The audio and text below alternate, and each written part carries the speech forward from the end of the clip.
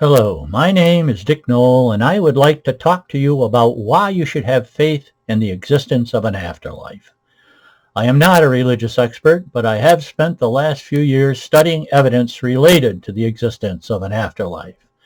For me, life on this earth makes no sense whatever without such a belief in an afterlife. One only has to ask a few questions, such as where did the planet Earth come from? Why are there natural disasters like hurricanes, floods, and earthquakes? And how far has humanity grown over the centuries in terms of taking care of one another? And how well has the human race taken care of the planet we all live on?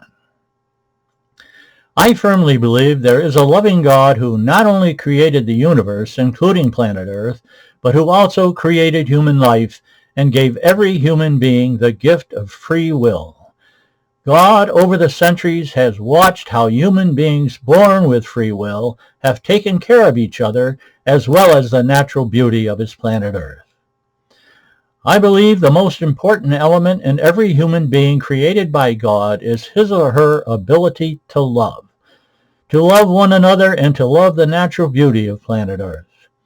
I believe God watches every human being's loving actions and unloving actions during his or her lifetime. Some individuals use their free will to take actions of unconditional love and take care of those they encounter in this world, while others take actions that too often show selfishness or carelessness about the consequences of their actions. God knows that not all human beings are created with equal abilities. Some are born with very high IQs, while others are born with severe disabilities, many unable to walk or even speak. But all have the free will to show love and respect for one another. Some have great athletic abilities and become sport champions, while others suffer debilitating disease and live lives in steady pain. God watches how all treat and care for each other, and he is pleased when some individuals show that unconditional love for one another. On the other hand, God is severely disappointed when other individuals choose very negative and hurtful actions. Some of the negative actions or bad free will choices have led to serious conflicts and regional wars. God, I am sure, hoped human beings learned their lesson from World War II. But no. Now we have the war with Russia and Ukraine and the total destruction of Gaza with over 50,000 lives lost and including 15,000 innocent children. I have watched many news videos of the death of young boys and girls pulled from the rubble, and other struggling children dying from starvation, as well as wounded children who will die from lack of needed blood supplies.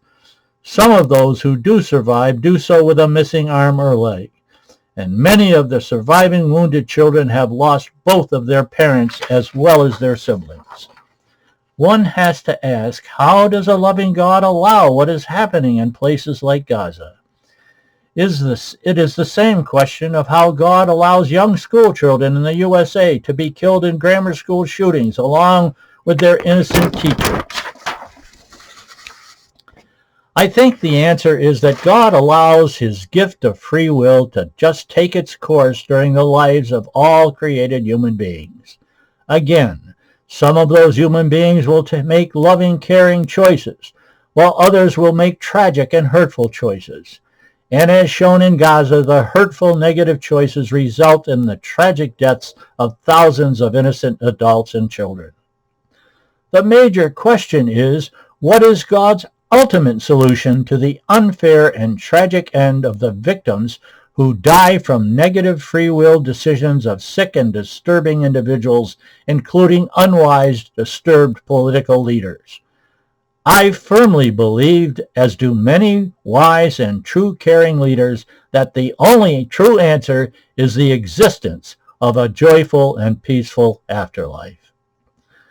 A loving, forgiving God will not let created human beings who he placed on this earth, who have made free will, loving, and caring choices, to experience a final end to their existence.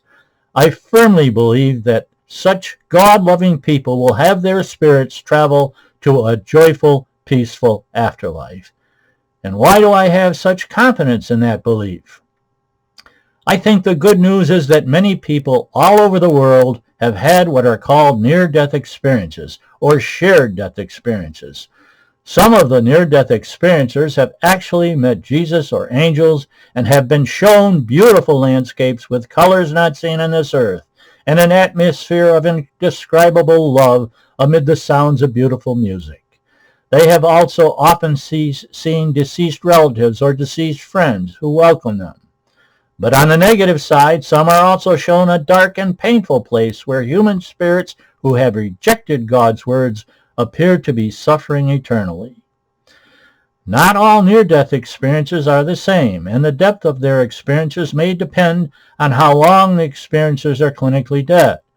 But we know that all are either sent back or asked to be sent back because there is more for them to accomplish on earth. Most come back with a mission to try their best to inform others of the existence of a wonderful, joyous afterlife if they only use the free will to choose faith in a loving, peaceful God. Now, unfortunately, many people feel that what near-death experience tell us is just a dream or hallucination brought on by lack of oxygen in a dying brain, or some other physiological explanation. Other skeptics feel it is all just a bit of wishful thinking. But the skeptics have much more of a problem with the testimonies of people who have shared death experiences, because shared death experiences happen to healthy people who have no brain or other serious injuries. They are sometimes relatives of the dying person, or caregivers of the dying person, or merely bystanders. They all experience some of the same elements that near-death experiencers experience. Often shared death experiences, spirits rise out of their bodies and they see the physical scene below from the ceiling of a room where they watch their transactions with the person who is dying. Often the shared death experiences hear previously unheard of beautiful music. Some even witness the dying person's life review with the dying person. And many testify that they actually accompany the dying person to a beautiful heavenly realm, which usually has some form of barrier beyond which the shared death experiencer cannot go. There are also many shared death experiencers who testify that after a sick loved one took his or her last breath, they did see a mist in a human form rise up from the person and disappear through the ceiling of the room into a bright light. Now, I would encourage anyone who has a serious interest in the existence of an afterlife, read Dr. Raymond Moody's book entitled Glimpses of Eternity. It is the most detailed examination of the subject of shared death experiences. To quote Dr. Moody, "It is quite common that the people around a dying person seem to leave their bodies and accompany the loved one part way to a heavenly realm." And as the book's introduction says, the descriptions of the many shared death experiences open up a new avenue of rational enlightenment on the question of life after death. I also recommend reading these other related books on the subject of the afterlife. Not Yet by Dr. Jeff O'Driscoll, an ER doctor who has himself witnessed the appearance of the spirit of a deceased spouse of a seriously injured person in his ER. Then there's Proof of Life After Life by Dr. Moody and Paul Perry. And then there is Proof of Heaven by Dr. Eben Alexander, a well-respected neurosurgeon who had a detailed near-death experience when he was in a coma for 7 days. And then there's Lessons from the Light by Kenneth Ring, Ph.D. And then there's the book After by Dr. Bruce Grayson. And then the book Evidence of the Afterlife by Dr. Jeffrey Long. And finally, the book At Heaven's Door by William J. Peters, founder of the Shared Crossing Project. These are just a few of the books I have read by well-respected medical professionals who have experienced and or significantly researched near-death experiences and or shared death experiences. Now, I myself have not had a near-death experience or a shared death experience, but I have faith in what all these professional medical experts reveal about their belief in an afterlife. As a former bank CEO, I have too often relied only on logic and science. And I admit that in the past I have felt at times somewhat like the doubting Thomas in the Bible, who would not believe until he placed his hand in Jesus' wounds.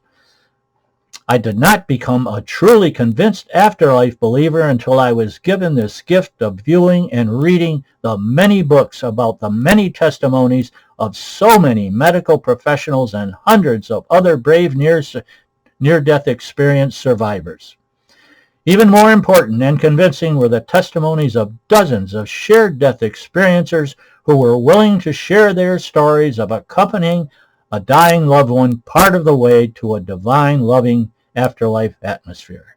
So I say a huge thank you to the many near-death experiencers and shared death experiencers for giving all of us so many reasons to believe in the existence of a peaceful, loving afterlife.